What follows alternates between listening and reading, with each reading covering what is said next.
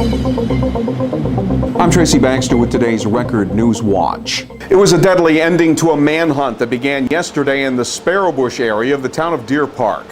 The news came this morning. 35-year-old Norris Acosta Sanchez of Ramapo, a man wanted on felony rape and criminal sexual act charges in Rockland County and who had been hiding out at a cabin on Old Plank Road in Sparrowbush, was shot and killed by a neighbor. Acosta Sanchez had run off from approaching police officers yesterday, jumping into the nearby Rio Reservoir and swimming across into the town of Lumberland, eluding a police manhunt until this morning, when news came that he had been shot and killed by the neighbor. Judy Metzroth lives near where the manhunt and fatal shooting played out. The helicopters and everything yesterday. I couldn't figure out, so I come out and this guy over here was telling me about it and say, oh my God, so I'm glad it's over. It's very scary. I just went for a gun permit, but I've got to wait up to 6 months. Information concerning the identity of the neighbor who fired the fatal shot that killed Acosta Sanchez, what led up to the shooting, and the possibility of criminal charges.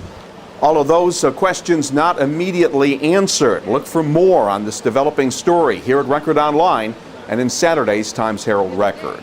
Police in the city of Kingston are looking for the public's help in their investigation of a shooting incident that happened at around 9 p.m. Thursday night in the area of Tremper Avenue and O'Neill Street. Police say a 20-year-old male was shot in the back. He was initially taken to Kingston Hospital, then transferred to Albany Medical Center, where he was listed in stable condition. Police did not reveal any other information about the shooting, only that no arrest had been made.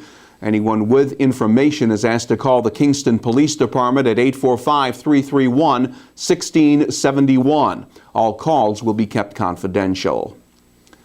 Luis Munoz said he was mad at his girlfriend for not returning his text messages. He then drank 7 beers and got behind the wheel of a car.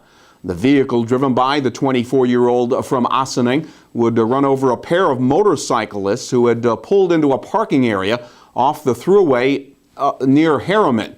The crash last June claimed the lives of Long Island residents Melissa Rupa and Rafaelito De Jesus. Munoz was arrested hours later when his vehicle was spotted by an off-duty New Windsor police officer. And in Orange County Court Thursday, Munoz pleaded guilty to the charge of aggravated vehicular homicide. Munoz is expected to receive a prison sentence of up to 18 years when he's returned to court November 8th.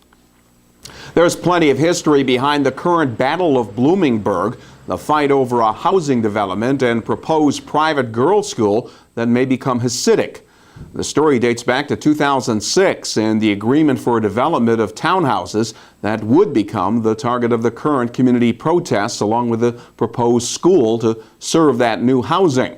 Reporter Steve Israel traces the roots of the current development controversy in Bloomingburg with an in-depth look at the major players. It is coming up in the Sunday edition of the Times-Herald Record and here at Record Online. When it comes to future economic development in the region, officials in the town of Deerpark and city of Port Jervis want developers to go west, as in western Orange County. Those officials announced today they're teaming up with the Orange County Partnership to aggressively market 16 target properties in Deerpark and 12 in Port Jervis, including the New Hope Farms property and the former C&D battery facility in Huguenot. We are presenting to the Orange County Partnership 16 targeted properties within the town that we would like to see developed over the next 5 to 10 years. And I know with their help, with the county's help, we are going to be able to do this. The way you are successful is when you have a power team together, when you have the vision and the readiness and the ability to make these things happen. Because companies, when they want to come here, they come here when they can get it done. It is actually 18% cheaper to go 5 minutes down the road and locate your business in Pennsylvania. So this is a challenge. This is something that we can try to overcome as much as possible, but it's going to take an effort from our federal officials, from our state officials, to get rid of some of the regulation, to lower some of the taxes in the state. Officials in Deerpark and Port Jervis say the time had come to make a united push, using the partnership's marketing prowess to get the targeted property back on the tax rolls and to create new jobs in the process. And it was a unique expression of love for a hometown hero in Saugerties. A dedication ceremony was held Thursday to officially rename Saugerties Town Hall for Colonel Robert Donlin. Donlin, a native of Saugerties, was presented the Medal of Honor in 1964 by President Lyndon Johnson for his courageous service during the Vietnam War. Despite being wounded, Colonel Donlin rescued his outnumbered fellow soldiers during a battle with the Viet Cong. Town Supervisor Kelly Myers said the hope is having a local hero's name on Town Hall will inspire future generations to live up to the ideals exhibited by native son Colonel Robert Donlin. With the predicted rain staying mostly to our south, the weekend may not be as dreary as previously thought. Saturday will be cloudy, but we can expect some breaks of sunshine as the day progresses. The high Saturday will get up around 70 degrees. Sunday's weather will feature a mix of sun and clouds with temperatures reaching the upper 60s.